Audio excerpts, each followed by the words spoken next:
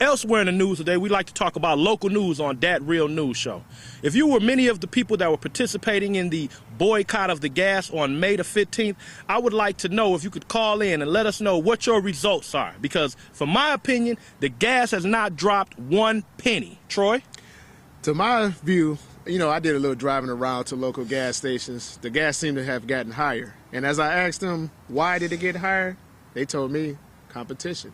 If the guy next door raises 1 cent, you know, he's going to try to raise his below 1 cent. That's not really helping out the situation. And I mean, the real news is that if you don't buy gas, you won't be going anywhere. So regardless of how high the gas prices get, you either going to pay or you going to stay. At home, that is. So do you think the sales of bicycles, you know, is going to rise in the next year or so? No, I don't think the sale of bicycles is going to rise because bicycles do not take gas. Whatever takes gas is what's going to be the major seller. I'm trying to purchase a car myself right now, something with a small gas tank in it.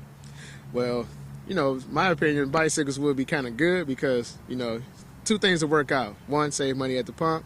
2, a lot of those people with extra baggage, I say, might lose a little weight and get a little exercise at the same time. Only thing about it, make sure you pack an umbrella on the side because it can be rainy days. And let me just add, Troy, you know, when you look at everybody that'll be riding a bike to work, we're looking at a pure Tour de France right here in Detroit. Oh, you understand? Yeah. And I don't want to have to be running into nobody on a 10-speed or somebody who can't afford a 10-speed and is driving in a tricycle.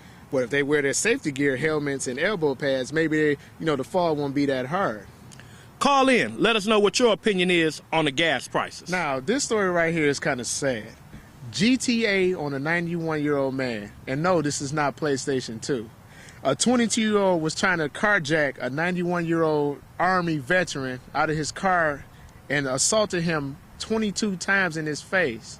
Now, like, I know it's not a joking situation, but if a 22-year-old hit a 91-year-old man 22 times and don't knock him down after the first 3 hits, maybe something's wrong there. Or that's a tough guy.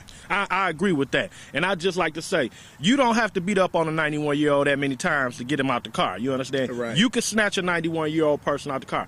What is this man's problem? Why isn't he jacking people who he can actually get away with the crime? That's why this man's bond is set at $75,000.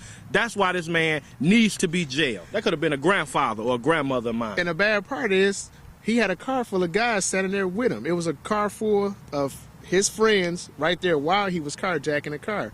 Now, if I'm in a car, not that I partake in carjackings and beating on grandfathers, but if I see my friend hitting a guy 22 times and he's not going down, I think I'm gonna get out the car and like help get him out the car because we could be looking around like cops gonna be here any minute. Let's go, you know. So his friends need to be locked up too.